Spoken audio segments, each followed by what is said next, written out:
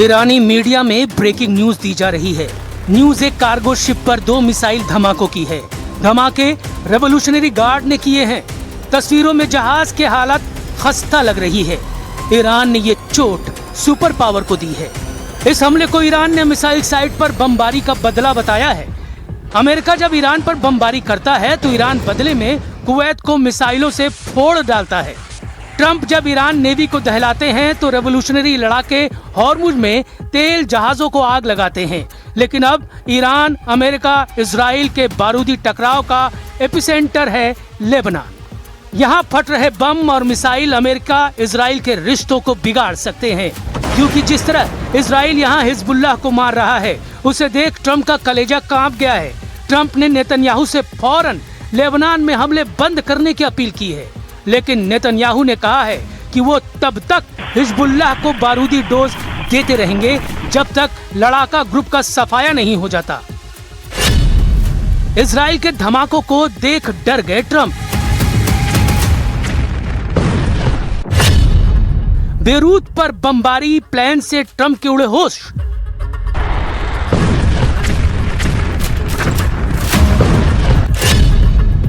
Trump ने कहा, बीबी तुमसे सब नफरत करते हैं।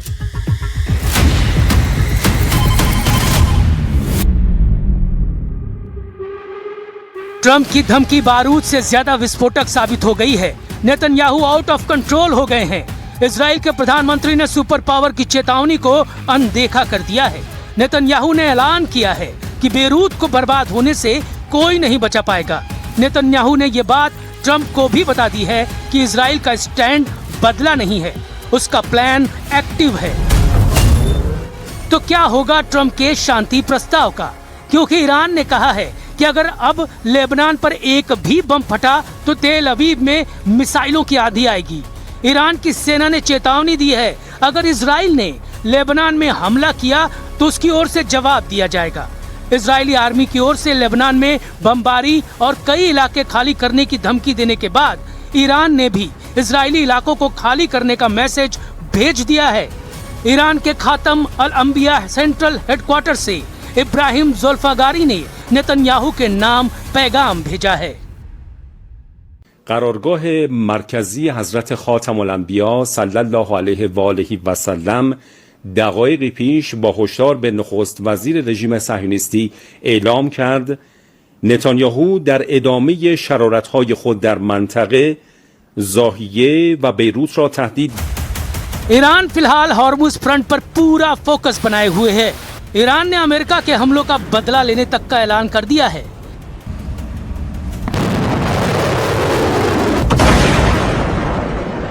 वही तेवर, वही तेजी, वही स्टाइल, धमाके दर धमाके, मिसाइलों के, रॉकेट के, फास्ट बोट का एक्शन, रेवोल्यूशनरी फाइटर्स का दबदबा। ईरान ने अमेरिकी गुरूर को फिर से तोड़ दिया। अब की बार ये बताकर मारा है कि ईरान की हद में जो आया उसका सफाया तय है। ईरानी मीडिया रिपोर्टों के मुताबिक रेवोल्यूशनरी लड़ाकों ने पनामा के झंडा लगे एक जहाज को क्रूज मिसाइल से धुआं कर दिया है।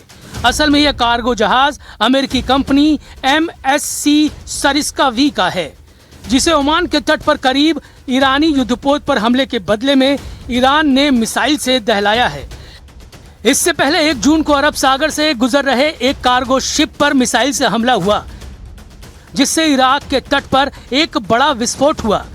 ये मिसाइल हमला इराक तट पर कसर से लगभग 40 समुद्री मील साउथ ईस्ट में हुआ था। समुद्री सुरक्षा एजेंसी ने बताया कि टक्कर के बाद एक जोरदार विस्फोट हुआ। यूके MTO ने मिसाइल हमले से प्रभावित जहाज की जानकारी साझा नहीं की है। इधर ईरान ने अमेरिका के साथ सभी तरह के संपर्क रोकने की बात कह दी है। ईरान की सरकारी मीडिया तस्नीम ने बताया कि axis of resistance Hormuz strait के बाद अब लाल सागर के एंट्री गेट पर मौजूद बॉब अल मंडेब स्ट्रेट को भी बंद कर सकते हैं।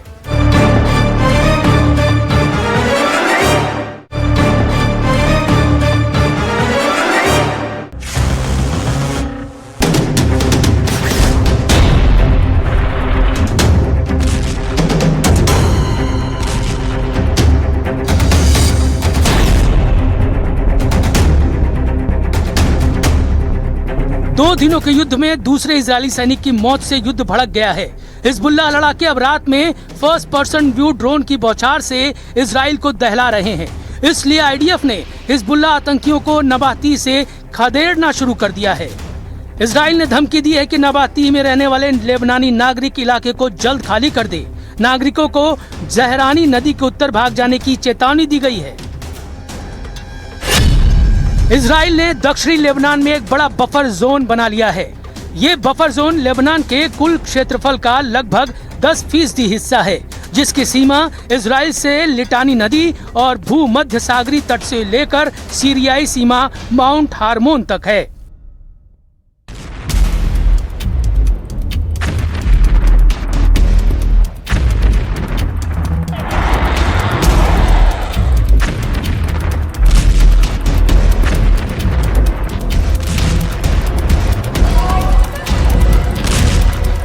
हालांकि हिजबुल्लाह के गढ़ कहे जाने वाले बेरूत में अब भी लड़ाका ग्रुप का कंट्रोल है। हिजबुल्लाह चीफ नईम कासिम ताज पोशी के बाद सबसे ज्यादा दिन तक इजराइल को चैलेंज दे रहे हैं। इजराइल के लिए सबसे बड़ी मुश्किल ट्रंप की बढ़ती नाराजगी है। अगर ट्रंप ने इजराइल का साथ छोड़ा तो युद्ध में नेतन्याहू अकेले पड़ जाएंगे।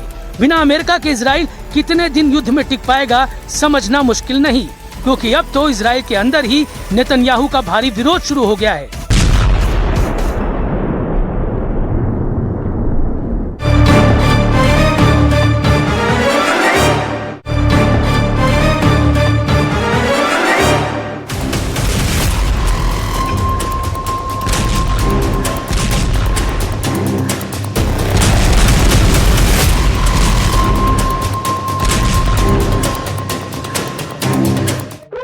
ईरान ने दूसरा ऑयल रूट बंद किया तो हाहाकार मचना तय है, क्योंकि बाब अल मंडेब को गेट ऑफ टीयर्स यानी आंसुओं का द्वार भी कहा जाता है। बाब अल मंडेब एक बेहद संकरा समुद्री रास्ता है जो लाल सागर को अदन की खाड़ी और हिंद महासागर से जोड़ता है। इसके एक तरफ यमन है, दूसरी तरफ अफ्रीका के जिबूती और इरिट्रिया देश हैं। अपनी सबसे सक्रिय जगह पर यह सिर्फ 26 से 29 किलोमीटर चौड़ा है। फोर्ब्स के मुताबिक दुनिया के कुल समुद्री व्यापार का लगभग 12 से 14% हिस्सा इसी छोटे से रास्ते से होकर गुजरता है। एशिया से यूरोप जाने वाले लगभग सभी कमर्शियल कंटेनर जहाज यहीं से निकलते हैं। खाड़ी देशों से यूरोप और अमेरिका जाने वाले तेल और लिक्विफाइड नेचुरल गैस के टैंकर इसी रास्ते का इस्तेमाल करते हैं। यहाँ से रोजाना लगभग 40 से 50 लाख बैरल कच्चा तेल गुजरता है। इसलिए अगर ईरान वाकई इसे बंद करता है तो ऐसा कर वो पूरी दुनिया को रुला सकता है। हॉर्मुज और बाब अल मंडेब दोनों के बंद होने का मतलब होगा कि दुनिया की कुल तेल और गैस सप्लाई का 25% हिस्सा पूरी तरह से लॉक हो जाएगा। हॉर्मुज स्ट्रेट में ईरान की मंजूरी के बिना घुसना मना है। अब दूसरे तेल गलियारे में बैरियर लगाकर रेवोल्यूशनरी लड़ाके ट्रंप से बराबरी की डील की मांग कर रहे हैं। ईरान की बारूदी फास्ट बोट पहरेदारी कर रही है। जिस भी जहाज पर शक होता है उसे रेवोल्यूशनरी लड़ाके रॉकेट धमाकों से ब्रेक लगा दे रहे हैं। लेकिन अमेरिका कितनी देर शांत रहेगा? ट्रंप कब तक युद्ध समझौते का इंतजार करेंगे? क्योंकि लेबनान में ट्रंप की कही बात सच साबित नहीं हो रही है। बेरूत को इजराइल ढहाने के मिशन को ऑन कर चुका है। ईरान कह रहा है लेबनान में जब तक हमला होगा कोई समझौता नहीं हो सकता।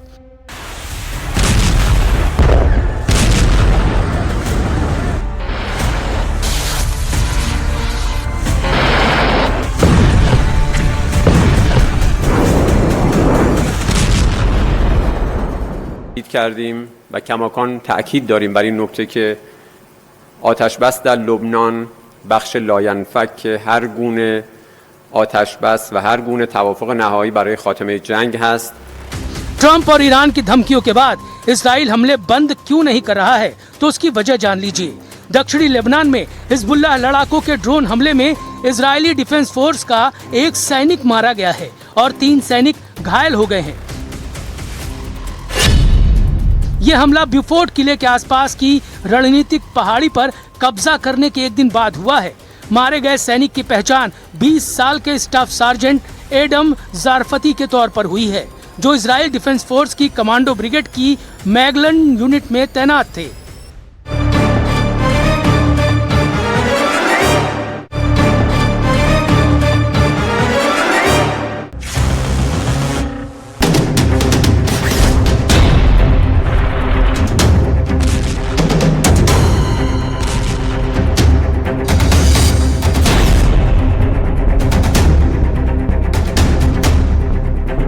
दिनों के युद्ध में दूसरे इजरायली सैनिक की मौत से युद्ध भड़क गया है। हिजबुल्लाह लड़ाके अब रात में फर्स्ट पर्सन व्यू ड्रोन की बौछार से इजराइल को दहला रहे हैं। इसलिए आईडीएफ ने हिजबुल्लाह आतंकियों को नबाती से खदेड़ना शुरू कर दिया है। इजराइल ने धमकी दी है कि नबाती में रहने वाले लेबनानी नागरिक इलाके को जल्द खाली कर दे। नागरिकों को जहरानी नदी के उत्तर भाग जाने की चेतावनी दी गई है।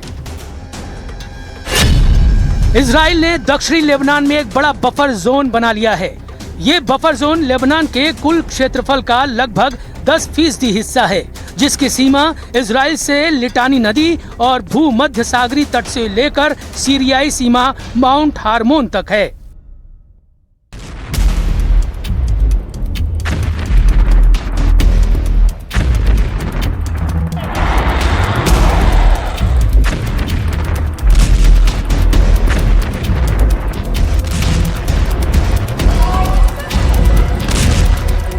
हालांकि हिजबुल्लाह के गढ़ कहे जाने वाले बेरूत में अब भी लड़ाका ग्रुप का कंट्रोल है। हिजबुल्लाह चीफ नईम कासिम ताज पोशी के बाद सबसे ज्यादा दिन तक इजराइल को चैलेंज दे रहे हैं। इजराइल के लिए सबसे बड़ी मुश्किल ट्रंप की बढ़ती नाराजगी है। अगर ट्रंप ने इजराइल का साथ छोड़ा तो युद्ध में नेतन्याहू अकेले पड़ जाएंगे। बिना अमेरिका के इजराइल कितने दिन युद्ध में टिक पाएगा समझना मुश्किल नहीं, क्योंकि अब तो इजराइल के अंदर ही नेतन्याहू का भारी विरोध शुरू हो गया है।